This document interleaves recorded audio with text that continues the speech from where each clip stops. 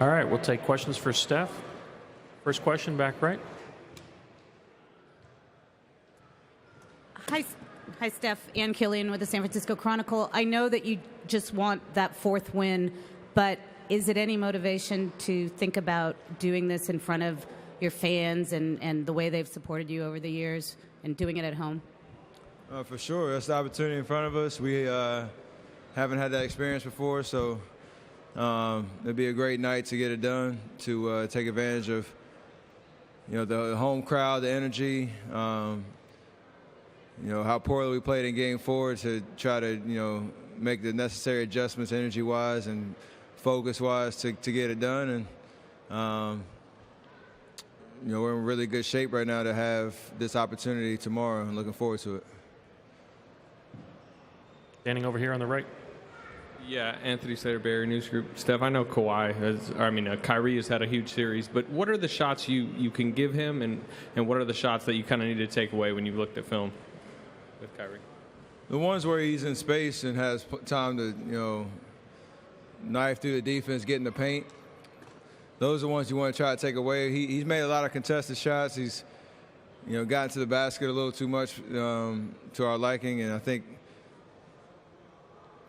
for the most part, you have to live with some of the shots because he has the ball in his hands a lot, and he's such a clever creator of space and is a tough shot maker in certain situations. You don't want to let him toe up on the three-point line. That's another adjustment we want to make, from Game 4, and just try to make him play in the crowd as much as possible. That's the biggest thing, and just staying locked in for 48 minutes, knowing he'll have some runs, but over the course of the game, you want to just make it tough.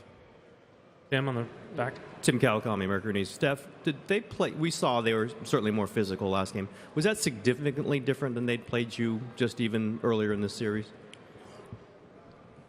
Not really. We didn't play well at all. We didn't give any kind of resistance in that first, I'll call it first 3 minutes, where they just got real comfortable on our miscommunication, on our we got separated from bodies a little too much and let them toe up their own three-point line.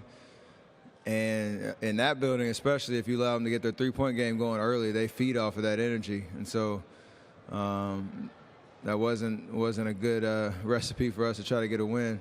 And knowing coming into Game 5 that they're going to try that same game plan, we just got to play with more force, more energy, and just lock in defensively. We scored enough points to win. We just didn't get any stops. And just for you specifically offensively, you were off the ball almost from the start. Is it harder for you to deal with that when you're off the ball, or is it easier when you're on the ball?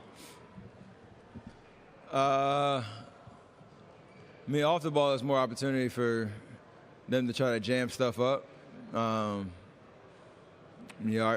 think a lot of our sets allow for me to get some runs off the ball, coming changing the size of the court, coming off pin downs and stuff like that, trying to draw a couple of defenders maybe for some openings for others, or get me a shot. But I think when I have the ball in my hands, I just got to be a little bit more aggressive than I was in Game 4. Just trying to get in the paint, make plays, and not let them try to take me out of it. Just following up on that question, it seemed like they were double teaming you a lot, particularly coming off screens and stuff like that. Just so you, how much more problems does that create? First of all, and second of all, how do you beat it? They've done a lot in the last 3 years we played them, and something we expect adjustments to make. But you still have to play with force and make them work defensively, even if they want to trap or blitz at the top of the key. Because a lot of good can come out of that, especially if I can turn the corner or drag those defenders away from the line and move it on, and we have a 4-on-3 on the backside. So you just can't play passive. And in the first 4 to 5 minutes, we didn't really set the tone of the pace that we wanted to get to, mostly because we were taking the ball out the net, or they were getting to the free throw line too much. So we want to be able to establish that pace early. And just one follow-up. How do you play better perimeter defense against a team that makes 24 threes? Out of those 24, I'd say probably 10 of them were just mental breakdowns and giving them open looks. And they're obviously great three-point shooters. If you give them open looks, they're capable of making it, and they can make them in flurries. So just staying, like I say, staying connected to bodies, trying to stay close on screens, on switches, making sure we're talking and communicating. And the biggest thing is early in the game, you can't let them get going because they feed off of that. Connor Letourneau, San Francisco Chronicle. Steph, how do you feel like Mike Brown has transitioned back into his role as lead assistant, and how smooth of a process has that been? He's been great. He's been as vocal and present as he's been all year. Just giving his input when he needs to. Obviously, he's not talking as much in timeouts and huddles and stuff like that, but from game to game and in practices, he's given us that Mike Brown presence that he brings to the coaching staff and he's brought all year. So it's obviously nice to have Coach Kerr back and the normal flow, but doesn't mean anybody else just falls to the back, to the shadows. They all have huge impacts on our game plan and our adjustments, from game to game. Anya, standing to that. Tanya Ganguly, Los Angeles Times. What are some of the things that you've learned about KD since you became his teammate that you didn't know before you guys were on the same team? As a basketball player, I knew pretty much everything he brought to the table.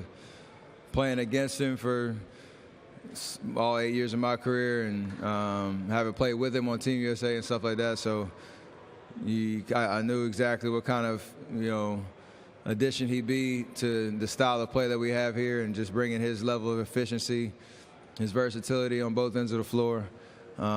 He's obviously upped his rim protection and defensive presence in that sense, all those blocks he got all year. So that was a little change, but for the most part, he's been the KD that we expected him to be, and even greater. So it's